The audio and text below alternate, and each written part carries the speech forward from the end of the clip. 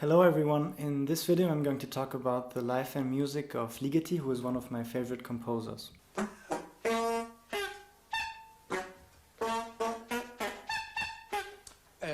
I will give you some biographical informations, but most of all introduce you to many of his pieces, starting from the very early works all the way to the last ones he wrote, and hopefully I will make you curious enough that you will listen to Ligeti's music afterwards. This video also serves as an introduction to a more detailed analysis video about one of Ligeti's pieces that I'm going to upload soon. So if you don't want to miss that, consider subscribing to my channel. And now let's get started. Ligeti was born in 1923 in Transylvania, which was part of Romania, and his parents were Hungarian Jews. He lived his first years in a beautiful little town with only 5,000 inhabitants in the region of Siebenbürgen. It was very idyllic, except that there were various large factories disturbing this countryside. And this brings us to one of 5 musical or sound experiences of Ligeti's early childhood, which I briefly want to mention. So firstly, Ligeti would often hear the noises of those factories and machines working. This was maybe the root of his fascination for mechanical objects that he would later develop and that we will see in some of his pieces. It was reinforced by the strong impression he had as a kid when he read the story of Hungarian author Krudi, in which a woman is left alone for years in her house with many clocks and other ticking objects. Secondly, there were a lot of gypsy bands in the village who played on many occasions. Ligeti would often hear their low bass lines while trying to fall asleep. Thirdly, his mother would often sing Hungarian folk songs, and in addition to that, Ligeti would often hear traditional Romanian mornings or kind of lament singing. The lament would become a very important part of his music. Fourthly, the music that he heard at church. Ligeti was very impressed and even scared of the church's big architecture, the massive organ sound, and everything related to sin, death, and hell. This initial fear would preoccupy him all his life. He even said that his fascination for requiems or for paintings of the Last Judgment stemmed from that early experience. The theme of death would actually become quite important for Ligeti since he would so often come very close to it. We will talk about this in a minute. Now maybe to the most important musical experience. Soon Ligeti's family bought a gramophone, which became the new attraction at home for him. He listened to Mozart, Beethoven, Schubert, virtuosic piano music of Chopin, Liszt, Grieg, and even some Wagner. When Ligeti was a bit older, his family moved to a larger city. He would often have a hard time at school there. Many Jewish kids would get beaten up. There was already a lot of anti-Semitism around. But in this new city, he had the possibility to go to many concerts, operas, buy more records, and listen to more and more music. At that time, when he was around 14 years old, he convinced his father to get piano lessons because his little brother started taking violin lessons. Soon they would play chamber music together.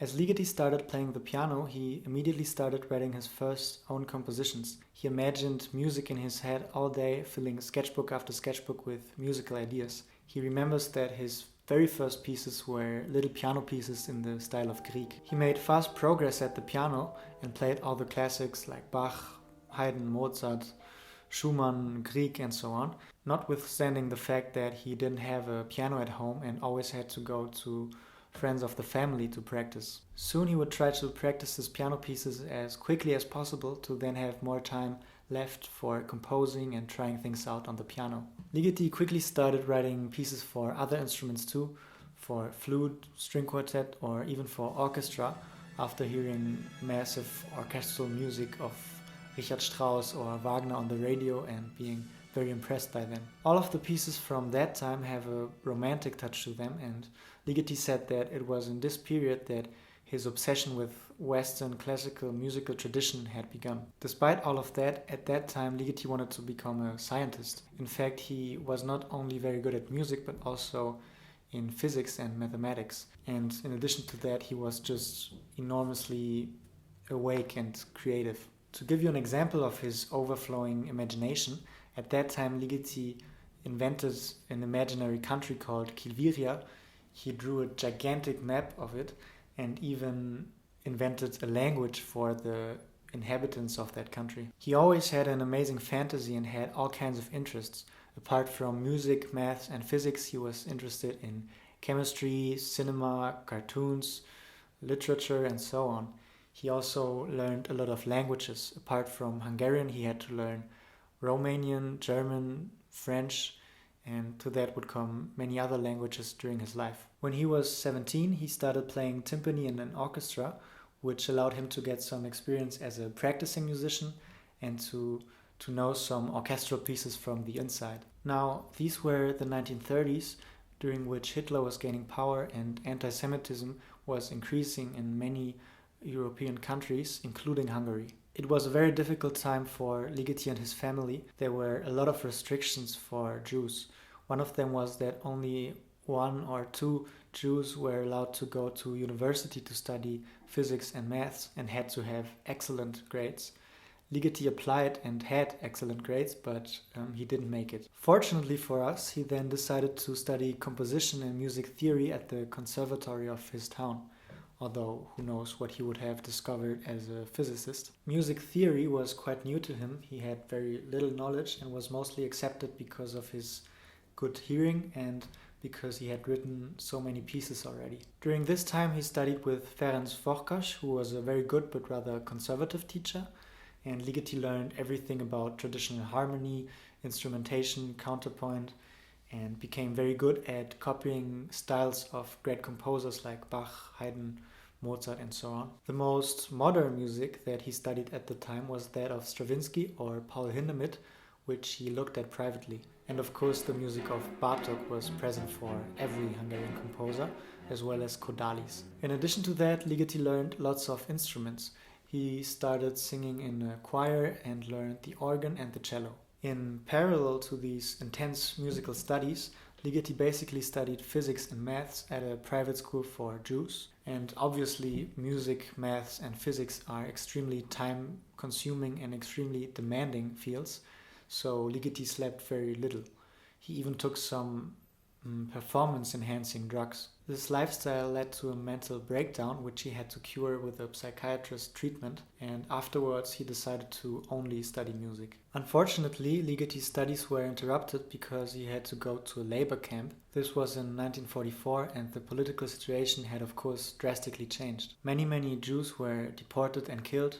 Among them was Ligeti's father, his little brother, his uncle and his aunt, who were all very close to him. Ligeti himself was not killed because of pure luck. He and some other young Jewish men were transferred to another labor camp where he was able to escape. Everything happened really quickly. In summer 1944, everything changed again because of the Soviet offensive in Hungary. Ligeti wasn't treated any better by the Russians and was taken prisoner, but again he was very lucky to have been able to escape and to survive. He then regained his hometown, which was now part of Romania, which was allied to Russia. The Romanian army immediately called him up to fight against the Germans, but he fell ill of tuberculosis and had to be hospitalized for 3 months. When he was cured, the war was over, so again he was very lucky. Who knows if he would have survived in the army. This short period of time was of course catastrophic and marking for Ligeti. He witnessed a lot of terrible atrocities and lost everything except his mother. After this nightmarish period, Ligeti continued composing and wanted to enter the prestigious Conservatory of Budapest, where the important Hungarian idol Bartók had studied. He applied hoping that he would study with Bartók, who was supposed to come back from the United States to become a professor in Budapest. The day Ligeti went to do his entrance exam, there was a black flag waving on top of the academy. It was a sign that Bartók had just died in New York. This was of course very sad for everyone, but on the happier side, Ligeti succeeded at the entrance exam and joined the composition class of Sándor Veres, who was a great teacher. These were again very traditional musical studies. Ligeti studied Renaissance music, Baroque music, classical and romantic music, etc. He was really obsessed with Western classical music tradition and wanted to know everything about it and learn all the old techniques. In addition to that came the studies of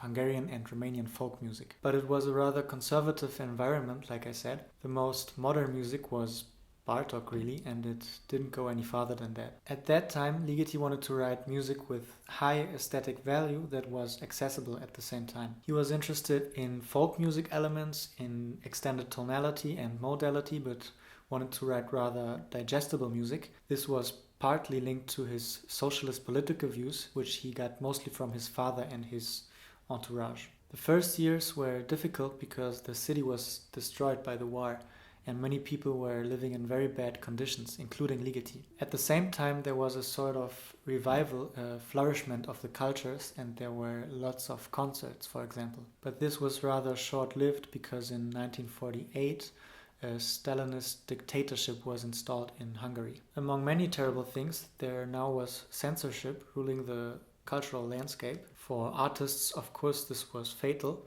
Many painters, authors, and musicians were forbidden. Picasso, Paul Klee, or in music Debussy, Schoenberg, Stravinsky, and even some of the more extreme pieces of the Hungarian hero Bartók were forbidden. The Soviets wanted to get rid of any music that was influenced by the West, or degenerate music as they called it. While the political situation was worsening continuously, Ligeti finished his studies in 1949. Only a few months later, with the help of Kodály, who appreciated Ligeti, he got a job as a counterpoint and harmony teacher at the academy, which he kept until 1956. According to himself, he was a very perfectionist and pedantic teacher at the time. During this period, Ligeti's career as a composer was kind of divided. On the one hand, he wrote very accessible music, he did arrangements of older music or of folk tunes, and even did some purpose music and wrote pieces for school orchestras, for example. These were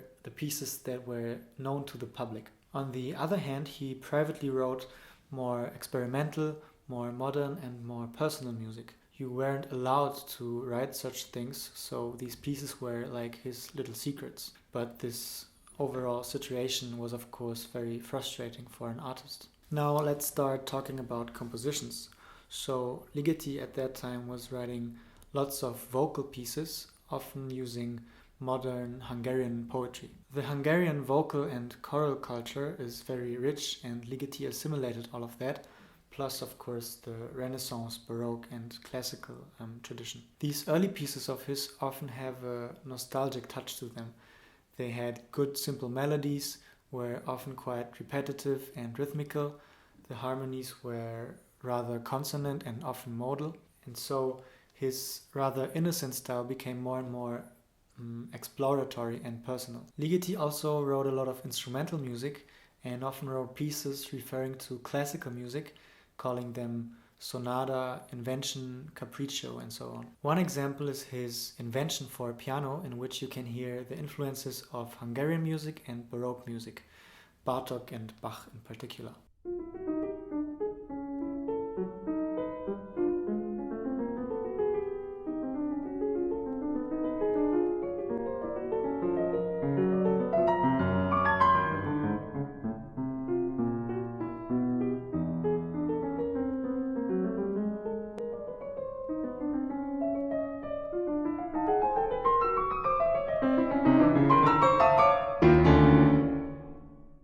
Another example is his cello sonata, of which the capricious Paganini-influenced second movement was prohibited because it had modernist tendencies.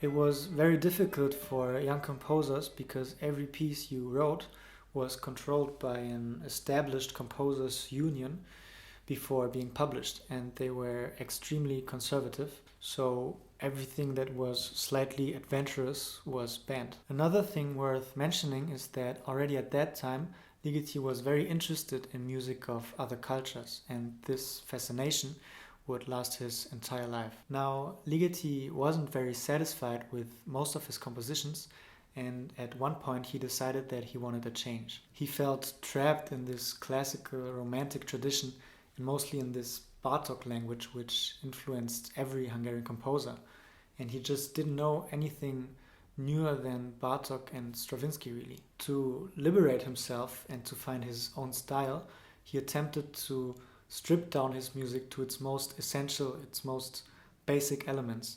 The result of that attempt is maybe the first really significant work of Ligeti. It's Musica Ricercata. Musica Ricercata is a piano cycle consisting of 11 pieces in which Ligeti tried to build up his music from basically nothing to see what he could do with minimal material. The constraint that he set himself is that the first piece would start with one note to which a second note is added at the end. The second piece would start with two notes to which a third one is added, the third one with three notes, and then the fourth one is added, and so forth. So at the end, in the 11th piece, he ends up with all the 12 chromatic pitches. To make music with such limited pitch material, you have to play with the other musical parameters like register, dynamics, articulation, and also the amount of voices, and of course rhythm. It's really interesting to see how creative Ligeti got with this self-imposed restriction. These are 11 compelling pieces, and each one is different and has its own character. There's a lament, a fugue, a Bartok-ish piece, more folk music-oriented ones. There's a strange waltz, etc., etc. So you still see where Ligeti is coming from. So classical music tradition and folk music tradition. But one can already see some typical Ligeti things, for example, the lament or the outburst moments with indications like as if mad in the score, like in piece 10.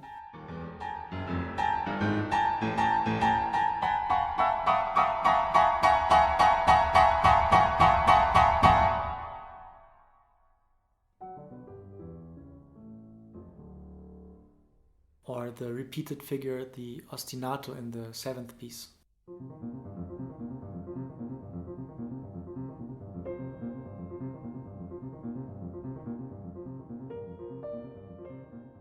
The second piece is a plaintive chant, a lament on two notes. It consists of only two notes, one semitone apart, to which a third one is added. To create variety and suspense, Ligeti uses all musical parameters in addition to the pitches that are fixed. So for example, at the beginning he starts with this one voice in middle register in forte, playing the two-note melody with different articulations. This melody is varied, and then he switches to pianissimo with dampening pedal.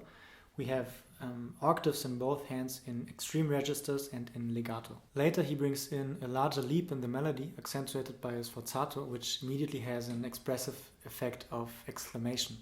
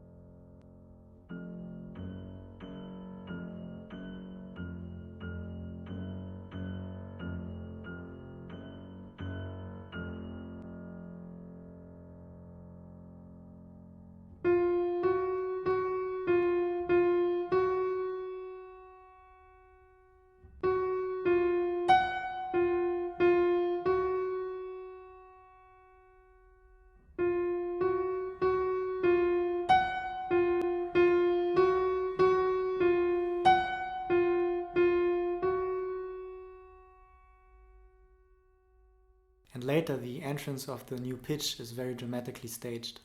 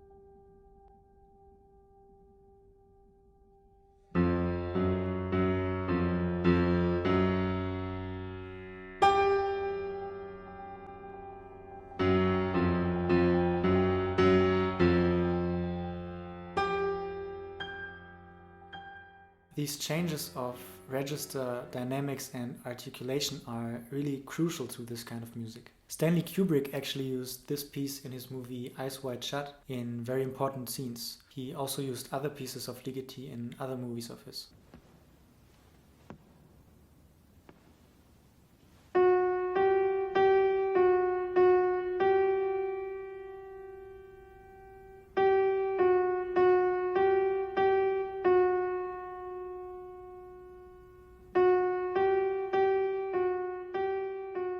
Similar dark lament pieces are the fifth one or the ninth one, which is dedicated to Bartók, whom Ligeti obviously owes a lot. In this piano cycle, his influence is still very recognizable.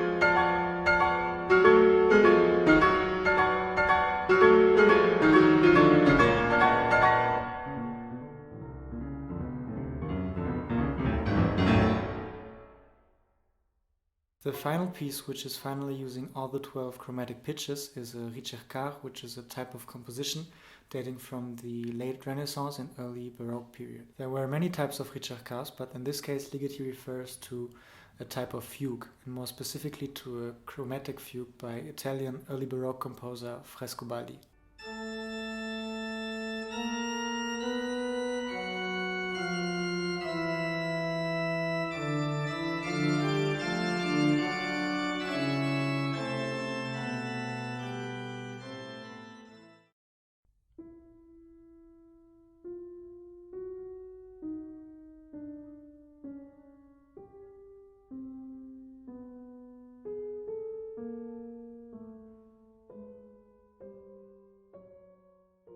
Ricercar fugues were often of serious character and used many elaborated contrapuntal techniques. Ligeti too uses all of these, so he uses augmentations where the theme gets longer, the note values get longer, or diminution, which is the opposite.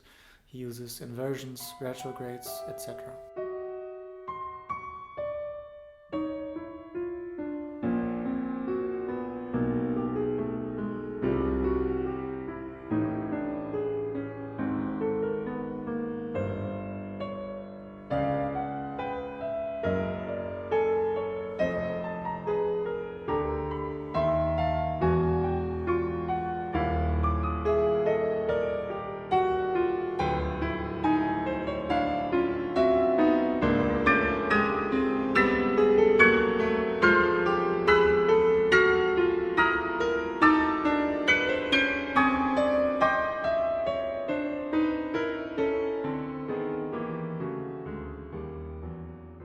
Ligeti said that this last piece was kind of a parody of scholastic fugue writing and all of its techniques, but at the same time it's a grand and serious piece. This combination of irony and seriousness is very typical of Ligeti. Ricercare means searching in Italian, so with the title Musica ricercata, Ligeti refers to his own search for a personal musical language, and at the same time, in a sense, it's a search for all the chromatic pitches, and he ends the cycle with this ricercar where all the 12 chromatic pitches are finally found, so to say. Later in his life, Ligeti kind of dismissed these pieces and actually everything he wrote in Hungary, calling them naive, inadequate and half-baked.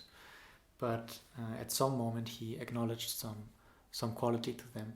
And he once referred to his style in Hungary as prehistoric Ligeti. It's also interesting to note that Ligeti was almost 30 when he wrote these piano pieces, when his contemporary composer Karl-Heinz Stockhausen was around the same age. He wrote his Klavierstücke, which in comparison are much more forward-looking.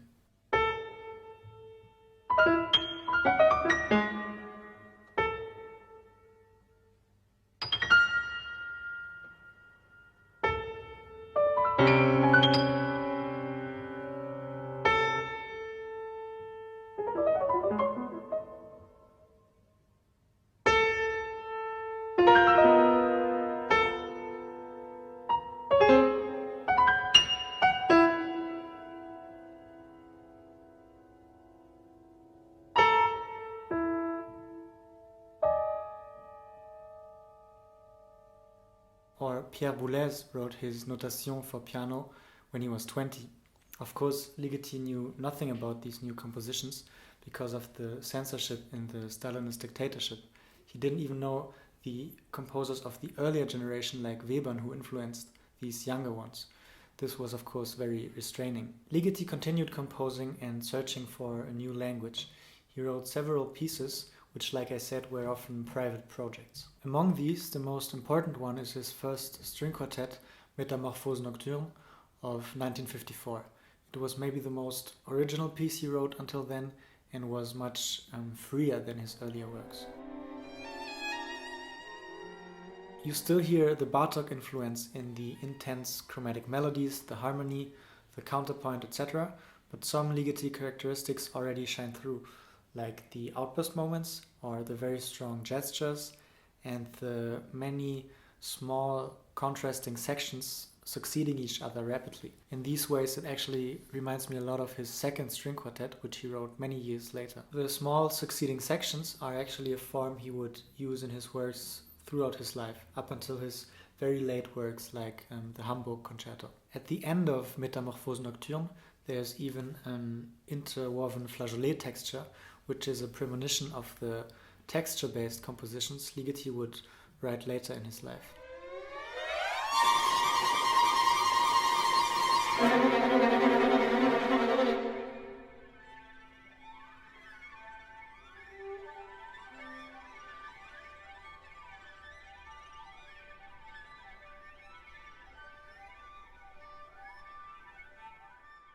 In this section too, there is irony and seriousness present simultaneously. The cello has to imitate the violin, ironically, playing the motif that is the main cell for this whole piece. It's as if the cello was mocking this motif we now heard 100 times, and also the lyricism of the violin. But at the same time, the overall texture is quite ethereal, and just after this ironic part, the cello plays espressivo and leads towards the end, which is not funny at all.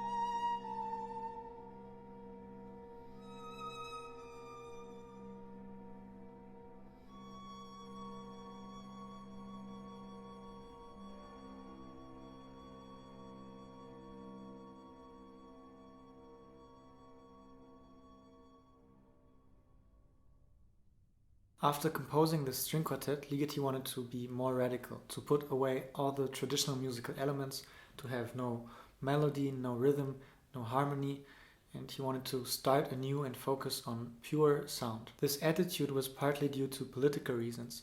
Ligeti was deeply affected by totalitarian regimes, was deeply against them, and was very concerned with the political and cultural state of his country. One can understand why he wanted to write music that went completely against everything the regime would tolerate. He started working on an orchestral piece called Visions, for which he imagined a static sound mass or field, just pure colorful sound. And this shimmering sound mass would mostly consist of clusters. C'était une vision, on peut dire vision, mais c'était acoustique, de nouvelle musique qui n'a pas mélodie, n'a pas rythme, n'a pas harmonie. C'est totalement statique, mais ça commence de se changer. But at the time, Ligeti didn't know how to realize such a piece.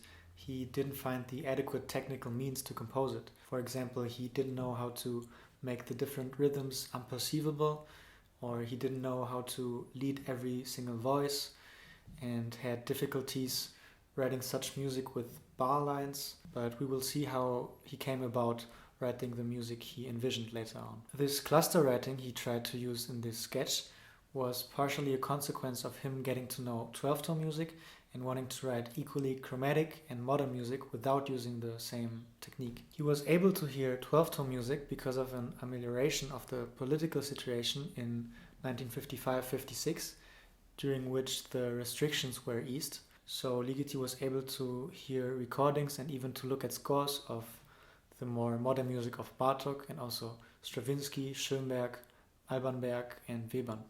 He also discovered electronic music, and being very interested in it, he started writing many letters to composers of the West like Stockhausen, asking them many questions, and he was able to hear pieces like Gesang der Jünglinge on the radio.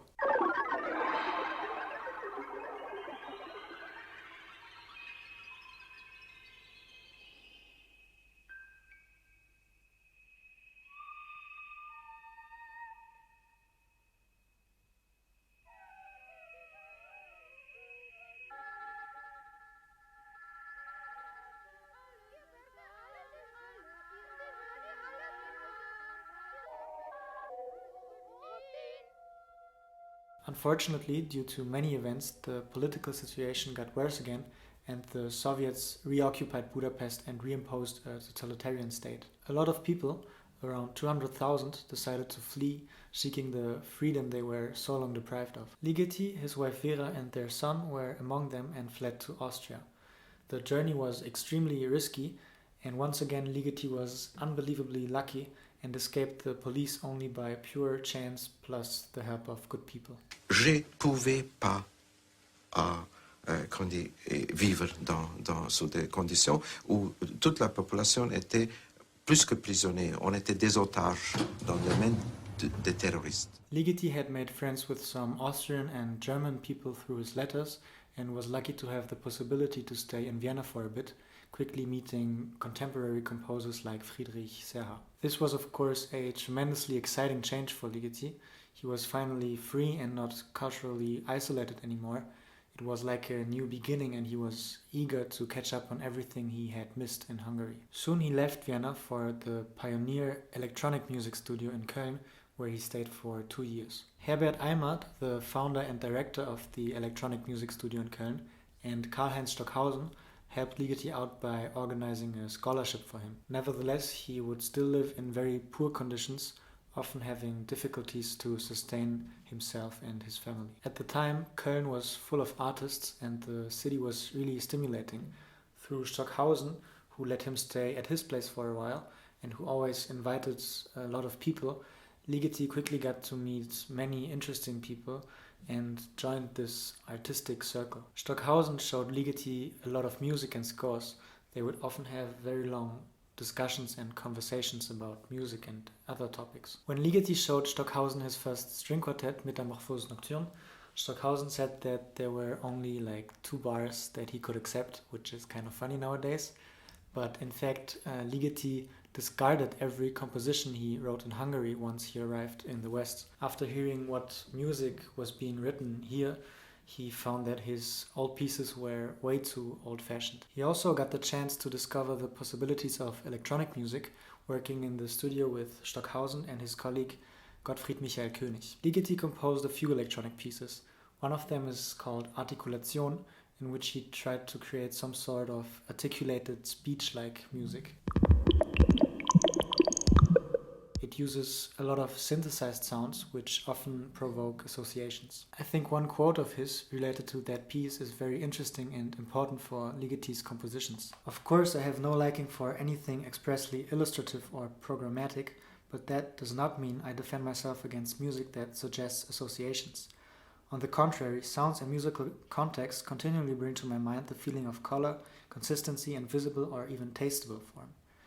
And on the other hand, color, form, material quality, and even abstract ideas involuntarily arouse in me musical conceptions. That explains the presence of so many extra musical features in my compositions, sounding planes and masses, which may succeed, penetrate, or mingle with one another, floating networks that get torn up or entangled, wet, sticky, gelatinous, fibrous, dry, brittle, granular, and compact materials, shred, collicues, splinters, and traces of every sort. Imaginary buildings, labyrinths, inscriptions, texts, dialogues, insect, states, events, processes, blendings, transformations, catastrophes, disintegrations, disappearances.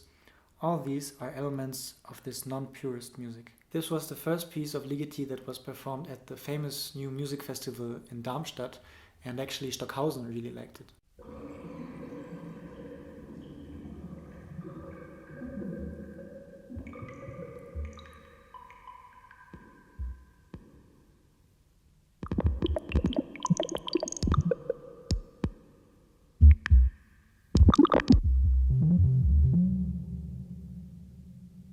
Darmstadt was the place where the newest things were happening, the freshest compositions were played, and many new ideas and theories were discussed. Ligeti attended a lot of concerts and lectures, met many important people, and soon became a guest himself, being a very engaging lecturer. Ligeti continued discovering new things. He met and heard the music of Maurizio Kagel, John Cage, Bernd Alois Zimmermann.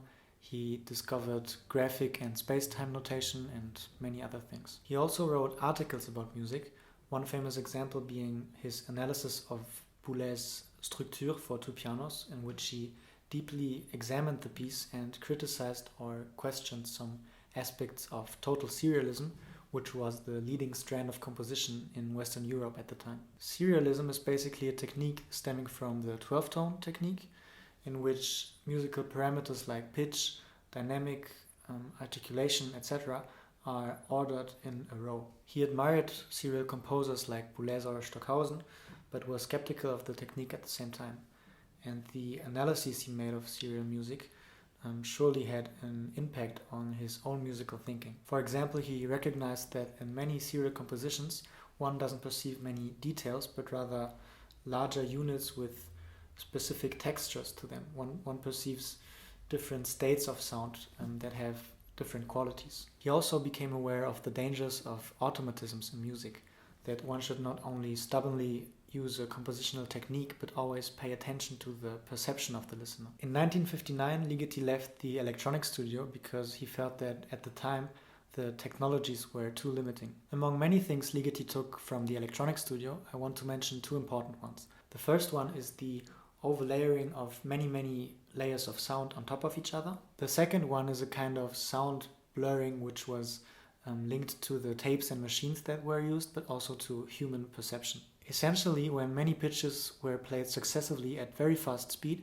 you wouldn't perceive the individual pitches, but a blur of sound or a sound knot. Rather than being melodic, the pitches formed a knot and became more harmonic and textural, and also they gained a specific sound quality. Ligeti now wanted to use everything he had learned in the electronic studio to create instrumental orchestral music. In fact, he wanted to realize the music he was imagining for years, the static music, the pure, colorful sound mass without melody, harmony, rhythms, and was now able to do it. He was opting for an orchestral sound mass, a global sound in which the individual voices are eliminated. This led him to compose Apparition and Atmosphère, which were his first texture-based compositions and are real key works of his. He was not the only one doing texture-based compositions.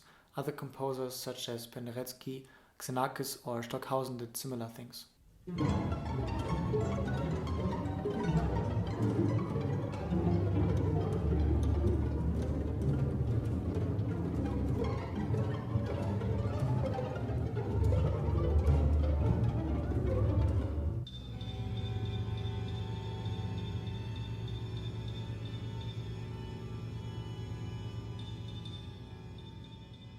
Ligeti was almost 40 when he wrote those pieces, and they were his first real success. They seemed like a new and original approach to music, especially after such a dominance of serial music, which was getting more and more critique. So Atmosphère was a totally new piece for Ligeti. He finally found the radicalism he was searching for. It was a real success and established him as a composer, while before that he was rather taken seriously only as a music theorist. The piece basically consists of a vast flowing mass of sound which changes its colors and its inner life all the time. There's no pulse, no meter, no melody, no real harmony, no individual voices, but just a stream of sound. Ligeti once compared it to a river. It's somehow simultaneously still standing and moving all the time.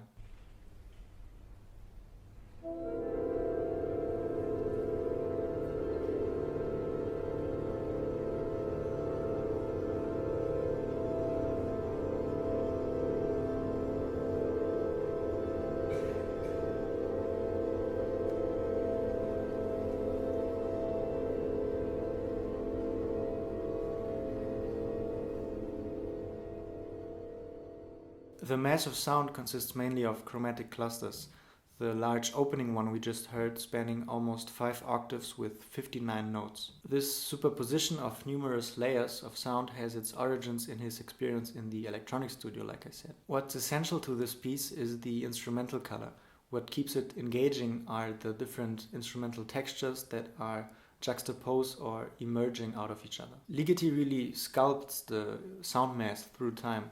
The instrumentation changes, the dynamics change. Sometimes certain notes are played louder than others to differentiate the clusters, and the cluster itself is expanded or contracted, and so on. The sound mass is also sometimes agitated from the inside, like a big cloud that is animated from within. To achieve that, Ligeti developed micro-polyphony, which would become an important technique for his work. It's a polyphony of many voices playing approximately the same line, slightly out of sync and often at very fast speed. The amount of voices, the displacement between them, the fast speed, and often the very quiet dynamics make the polyphony imperceptible. The individual lines get lost in an overall sound texture. This technique was also influenced by Ligeti's work in the electronic studio and this blurring effect I talked about. One example in Atmosphère is a canon with 48 voices in the string section. All the violins play the identical pitch sequence with individual rhythms, and the violas and celli play variations of that pitch sequence with different rhythms. This creates a huge web, and the density of it makes it impossible to hear the individual voices. You perceive a global sound and a global texture that is agitated inside, which is the goal of this technique.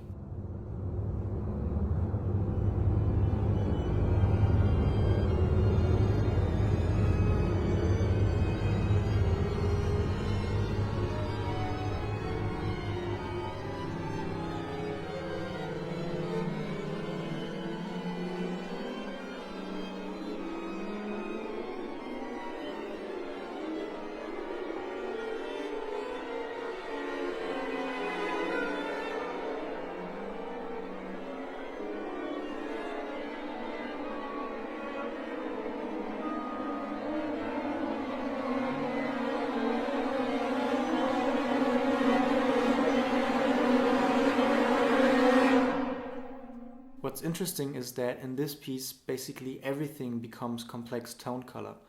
All the musical elements like melody, harmony, and rhythm are not perceived as such, but merged to contribute to the overall sound. Ligeti often said that he was fascinated and influenced by Ockegham's polyphony, which was half regulated, half free, as Ligeti saw it.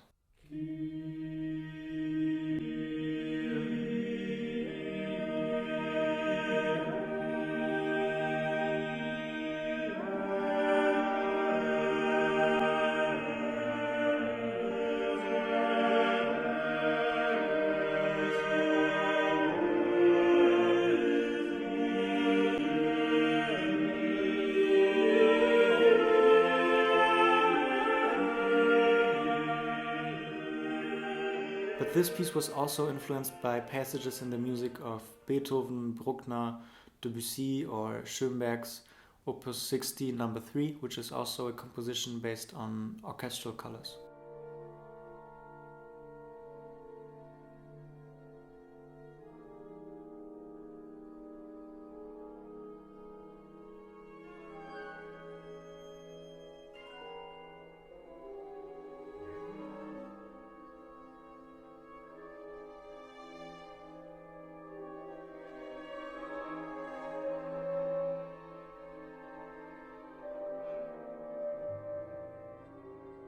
A couple of years after Atmosphère, Ligeti wrote a solo organ piece called Volumina, in which he explored a similar world of massive amorphous sound. He somewhat transferred the cluster sound mass of the large orchestra to a solo instrument. Like Atmosphère, this piece consists of many clusters and begins with a huge one where the organist puts both his arms on the keyboard.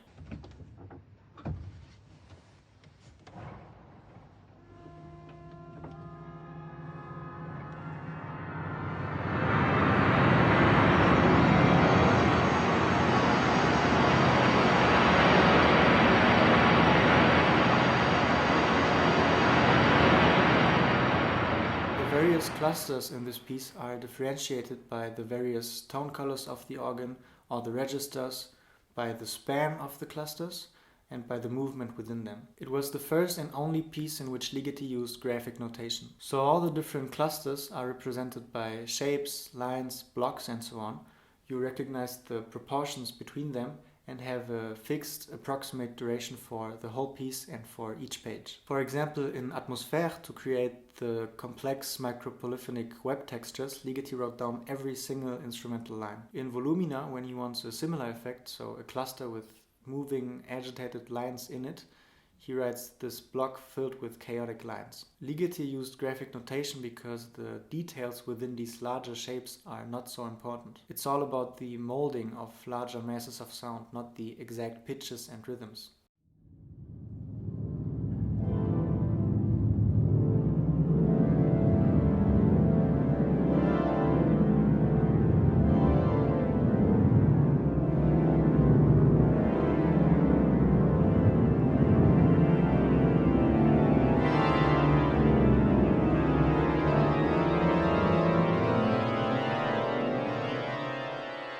Volumina is an impressive piece and I hope to hear it live one day. So Ligeti had found this new texture-based approach to composition in which he sculpted masses of sound. The music consisted of the same musical material which morphed from one state to another in a flowing or abrupt manner. It went against tradition and lacked any figures, motifs, rhythms, any real harmony or difference between foreground and background, any graspable event really. Pieces like Atmosphère are more like iridescent fields of sound. For these kinds of compositions, Ligeti used his experience in the electronic studio, he developed his technique of micropolyphony, he explored instrumental tone colors, and of course thought about how to structure such pieces. He would develop this type of continuous sound stream or sound field composition and wrote many pieces in that direction that we will look at later. Before that, we have to look at a completely different side of Ligeti. His work has many faces, and in the 60s he was not only writing textural compositions.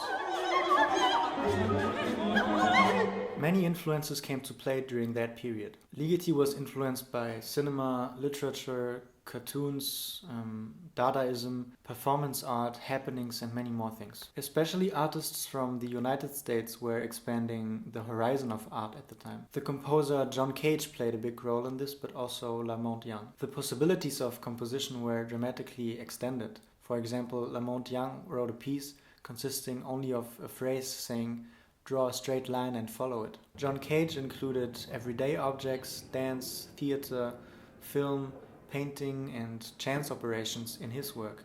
The boundaries of compositions were broadened. There was also the Fluxus movement focusing on performance art, with Nam June Paik being an important figure. He did the most bizarre performances and was a friend of Ligeti. Ligeti was of course perceiving all these new developments in arts and was welcoming the openness. He did some compositions in that direction, but they were rather ironical and quite funny. His Trois Bagatelles are a good example.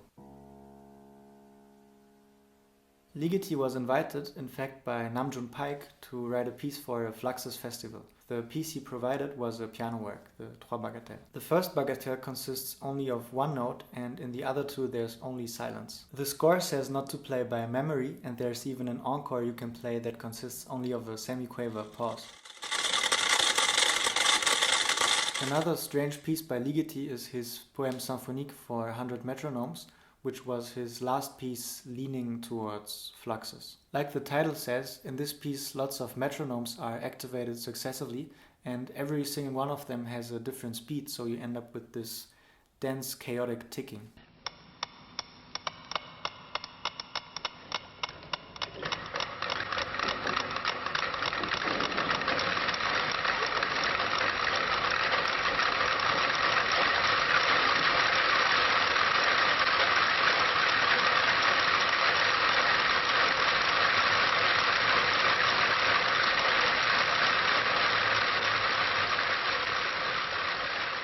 Ligeti's fascination for mechanical things is maybe most apparent in this composition, which is really machine music. I said earlier that this obsession goes back to his childhood, during which he read stories by Hungarian author Krudi. In the works of Krudi, you find again and again a character, a widow whose husband was either a botanist or a meteorologist and has been dead for years.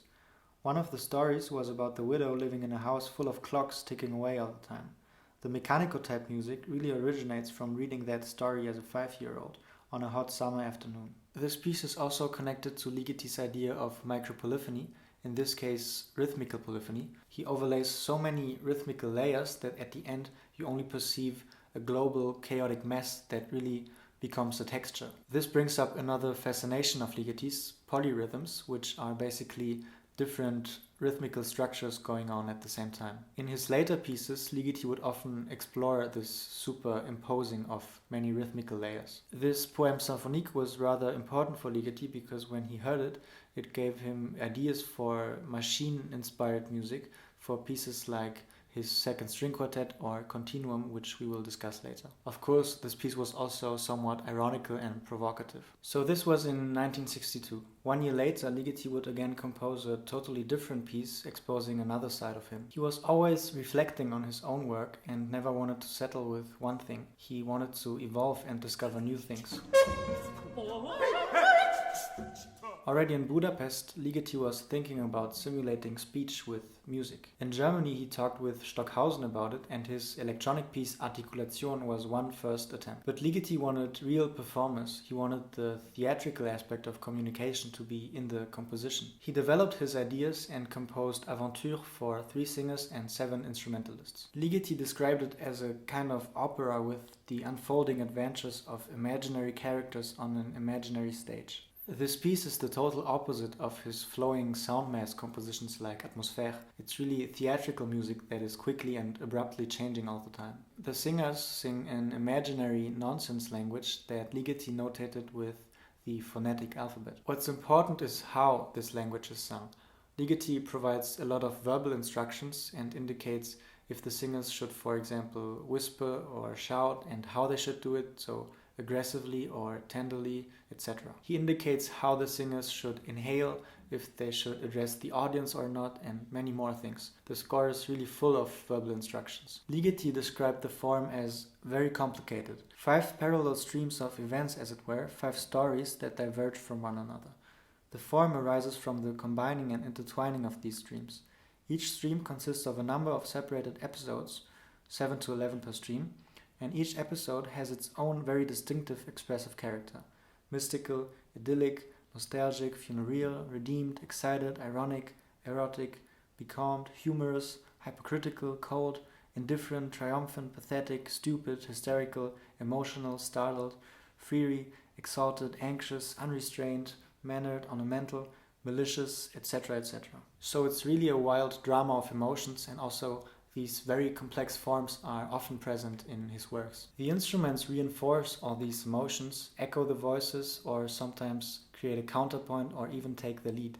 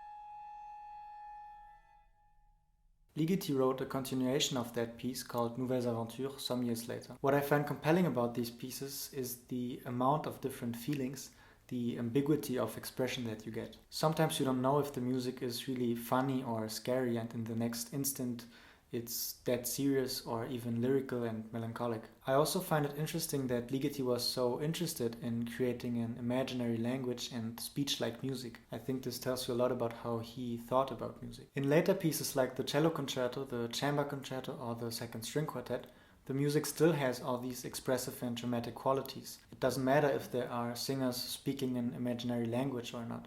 His instrumental pieces are speaking just as much. Ja, das Cellokonzert ist eine Art von Fortsetzung von Aventure, Nouvelles Aventures. Es ist eine Art, ich sagte Aventure ohne Worte. Das Cello als Instrument ist wie als ob es ein Sänger wäre. Und der Cellist erzählt etwas. Wir wissen nicht, was erzählt wird, aber es ist irgendeine Art von Sprache, ein Diskurs. In between the compositions of Aventure and Nouvelles Aventures, Ligeti composed his Requiem, which is one of his major works and is just a huge piece. It was premiered in Stockholm in 1965 and left a very strong impression on everyone. C'est une pièce de haine et de peur, et une pièce sinistre et démoniaque. Ligeti was always fascinated by The Last Judgment, the fear of death, and wanted to write a requiem for a long time. He was influenced by dark, disturbing, surreal paintings of Goya, The Triumph of Death by Peter Bruegel, or The Garden of Earthly Delights by Bosch. In 1962 he began working on it, but the complexity, notably of the counterpoint, took a very long time. He finished the last movement, the Lacrimosa, in 1965. It's an incredibly difficult piece to perform, especially for the singers, but Ligeti liked the dirtiness of intonation that was basically unavoidable and that could have a strong effect. It was the first large-scale work that Ligeti wrote. The Requiem lasts about 30 minutes and combines all of the musical features he was working on. There are cluster sound masses, micro-polyphonic textures, wild successions of moments, strong contrasts, etc. etc. Ligeti also took some inspiration from Flemish polyphony, and notably Ockegam's flowing polyphony that he admired so much, but also Bach, for example. And in any case, Ligeti was always steeped in Western musical tradition, was constantly studying scores, and got a lot of inspiration and ideas from it. An example of Ligeti's complex polyphony can be found in the second movement, the Kyrie, in which he uses again micropolyphony to create canons which form a dense web of sound.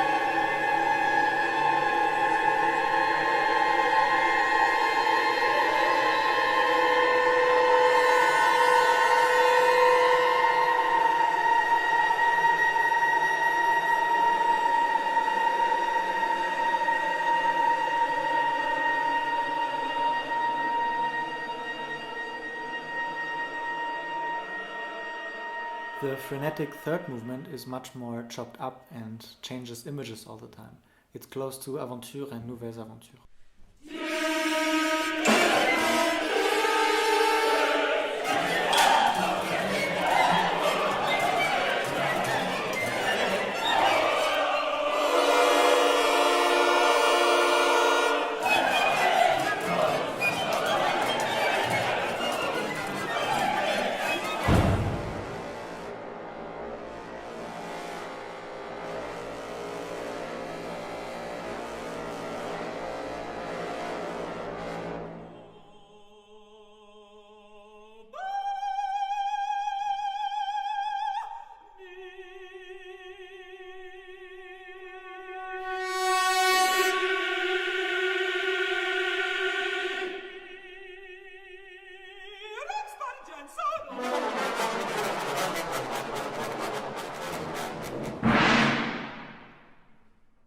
last movement, the Lacrimosa, is really despairing, haunting.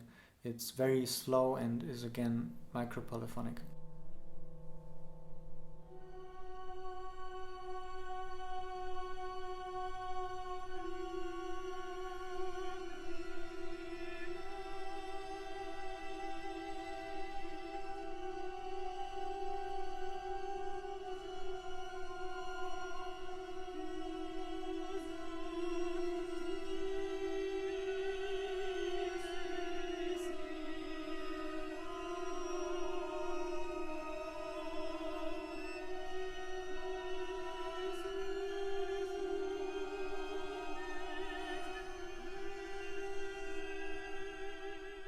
What's new in this last movement is that the micropolyphony is less dense, so that some intervals and harmonies crystallize out of it. It's much clearer. Ligeti said, referring to Atmosphère, I decidedly wanted to eliminate pitches. Later, beginning with the Requiem, I began to reuse pitches.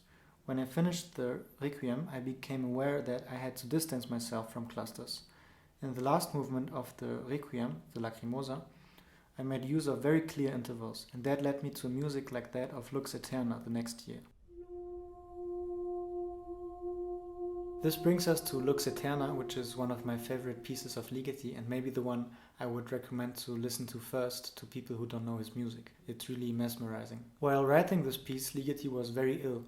He had a perforated intestine and came very close to death. While being treated at the hospital, he became addicted to morphine, and this addiction would last 3 years. For months, Ligeti was high and in a dreamlike state of mind. He was so out of touch with reality that he wasn't even allowed to go out by himself. But somehow he managed to compose, which is quite astounding. Ligeti said that Lux Aeterna was psychedelic music composed in a drug-induced trance. But it's not like Lux Aeterna is a fuzzy, muddle-headed composition, quite the contrary. It's a very clear, pure sounding and well-constructed piece which shows how Ligeti started to explore harmony again. As we saw in recent pieces, he composed a lot with dense clusters which didn't really allow harmony. Now Ligeti created these harmonic crystals that would emerge out of his polyphony. This piece is also less chromatic than the previous ones. It's again a flowing and streaming kind of music. Ligeti starts out with one single pitch to which neighboring tones are added successively. The harmony gets more dense and then tones are taken away again and so on. So the harmony is really transforming itself progressively. This is a procedure Ligeti would often use. The entries of the different voices are almost unnoticeable and one is suddenly immersed in this beautiful sound world. The overall texture is seductive and the different pitches coming in and out create all these beautiful intervals and harmonies.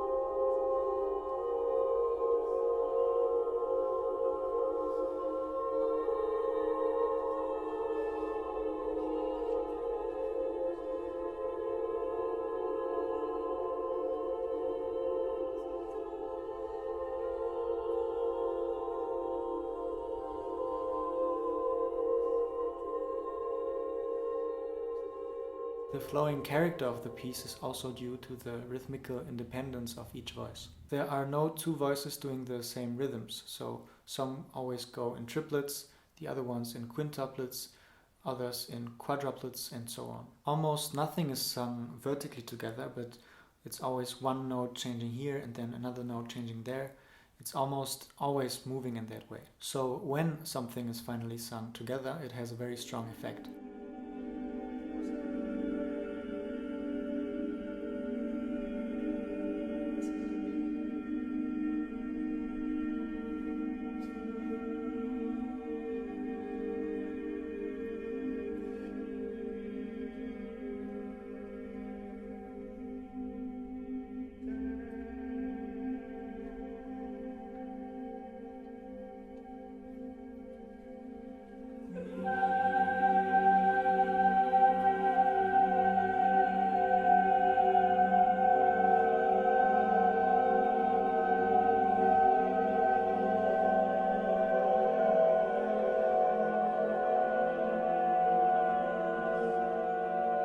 This is all still part of Ligeti's micropolyphony technique. Many voices playing similar lines but not quite together, and most of the time you can't really perceive individual lines. There are often canons, like in many of his pieces. He uses canons to create these blurry sound textures. Later in the piece, Ligeti also plays with the different registers of the voices and with dynamics.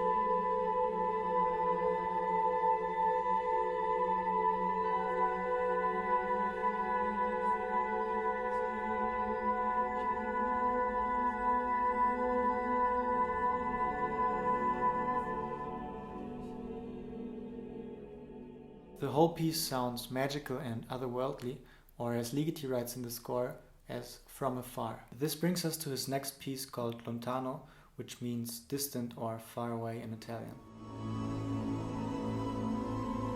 It's again a big piece for a large orchestra in the lineage of Atmosphère and other flowing sound mass compositions we talked about, but as we just saw in the Requiem or Lux Aeterna, Ligeti refined his compositional techniques. Lontano has again no themes or rhythms, etc., but is one floating, misty sound texture that transforms itself through time without a real incident happening. The title has various meanings. First of all, it refers to the instrumentation, which has many layers. There are layers in the foreground and layers in the background, so you have things that appear closer and other things that appear more distant. Dynamics and register play a big role in this. This hierarchy changes continuously, and as instruments that were in the background come forward, it seems as though a sound appears from afar. The texture changes and reveals elements that were hidden before.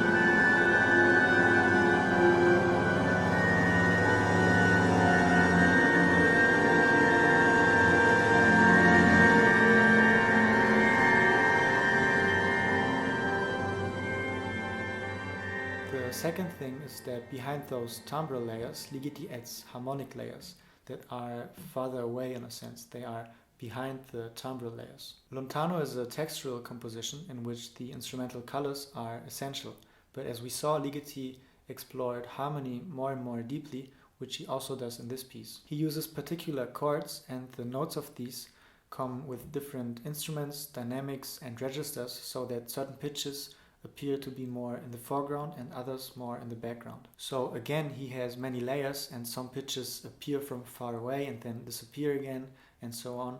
He has many timbre layers and many harmonic layers, one behind the other, and so on.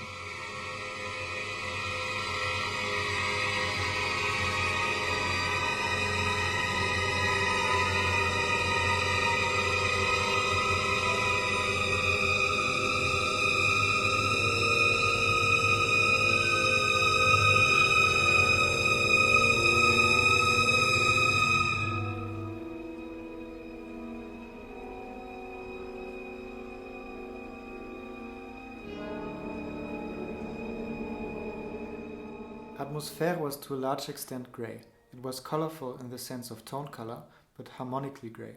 In Lontano, on the other hand, both tone color and harmony are colorful. The third thing is that Ligeti makes subtle allusions to romantic orchestral music of Mahler or Bruckner, for example. Never with quotations or anything like that, but mostly the instrumentation of some passages makes you think that romanticism is emerging from afar.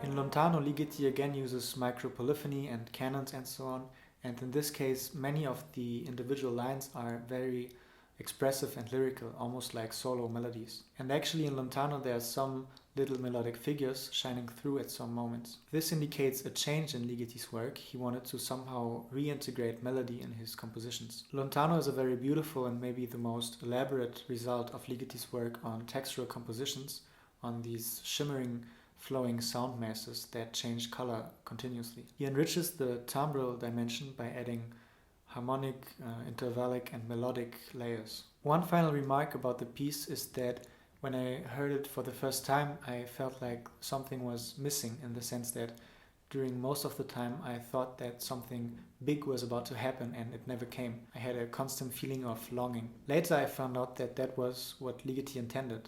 Es gibt in dieser Musik sehr oft bestimmte musikalische Gesten, wo es so scheint, als ob jetzt nun eine, fast würde ich sagen, romantische, orchestrale Geste kommen würde. Wir haben die Erwartung, nun tritt vielleicht ein Thema ein oder eine große Melodie oder ähnliches. Das geschieht aber nie. Gerade das ist, wir sagen, das Doppeldeutige im Stück. Es wird etwas sozusagen angesetzt, ein Anfang zu etwas und sofort zurückgenommen. Wenn die Hörer richtig von diesem Stück enttäuscht sind, also sie nicht das bekommen haben, was sie erwartet haben, dann haben sie das bekommen, was ich erwartet habe und was ich möchte. Nämlich die Enttäuschung zu komponieren. Rehearing the piece, I felt like that is one of the great qualities of it, that you are constantly on the edge of your seat, expecting some kind of eruption that never comes. In the same year, Ligeti wrote his cello concerto, which is a work in two movements. The first one being in the texture, flowing music style of most pieces we talked about, the second one being much more disjoint and nervous. Ligeti described the work as a kind of aventure without words, referring to his earlier piece. Movement 1 focuses again on tone color transformation and is again music that is somehow still standing and flowing at the same time. It's more static than the previous pieces. The sound transforms itself really slowly and delicately, and everything is much more reduced.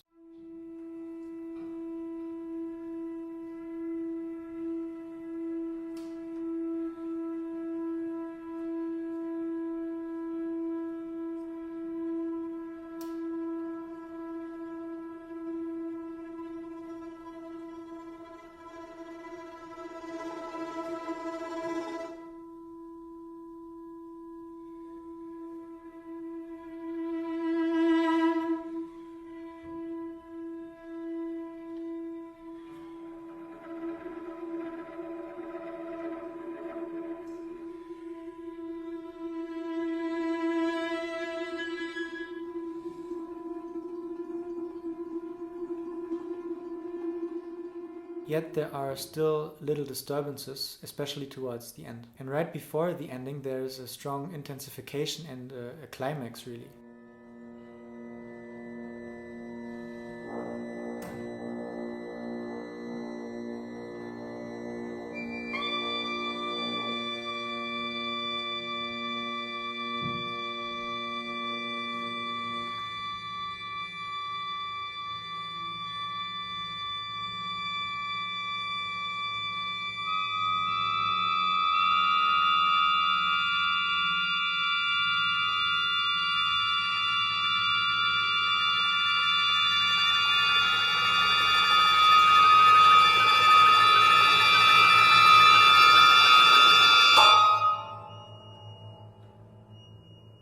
Somehow Ligeti always needed these build-ups and intensification, even in the seemingly most static pieces. It begins once more with one single note around which a cluster is forming. The first note is an E natural in 9/piece, which is actually the quietest moment in Ligeti's catalog. It is then passed around through various instruments and sound colors until new neighboring tones are added. It's quite interesting that Ligeti would so often start a piece like this with one single pitch, and that in a sense this goes all the way back to Musica Ricercata. Another exemplary moment is at the end of the first movement, where Ligeti creates a musical space by having these two notes very far apart.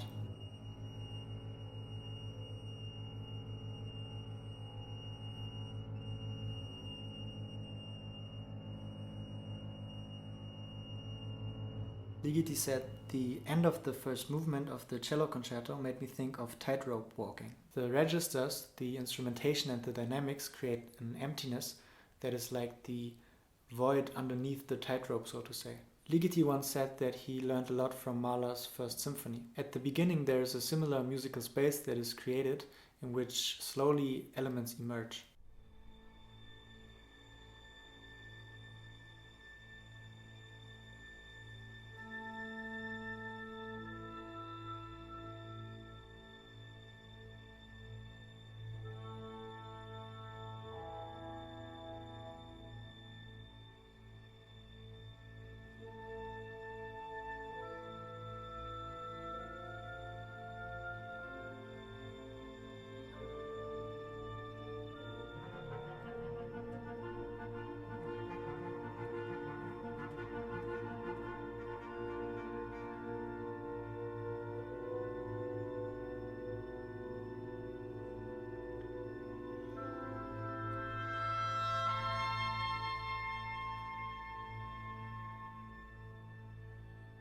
The idea of musical space was very important for Ligeti. The second movement is not still standing at all, it has much more of a driving energy to it. It is much more gestural and agitated and is structured in many little different sections. There are some wild passages where all the strings play these incredibly chaotic gestures, which are abruptly interrupted by this mechanical music, for example.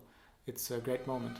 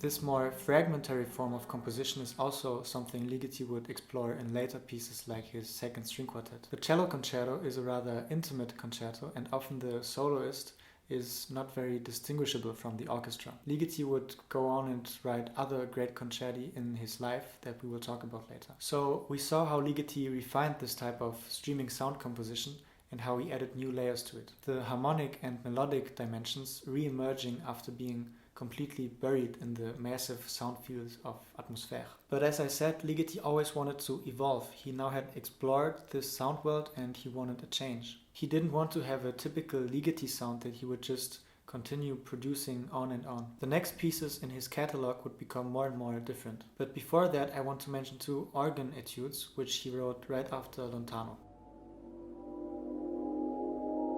The first one, called Harmonies, is really the most static piece of Ligeti. No disturbances, no disruptions, no abrupt contrasts whatsoever. Just sound changing its harmonic and timbral colors slowly. It consists only of a succession of chords in which one note changes at a time. But what makes this piece special is that Ligeti asks for the organ to have reduced air pressure so that the produced tone is very strange, and actually also the intonation is modified so that we end up with these microtonal colors.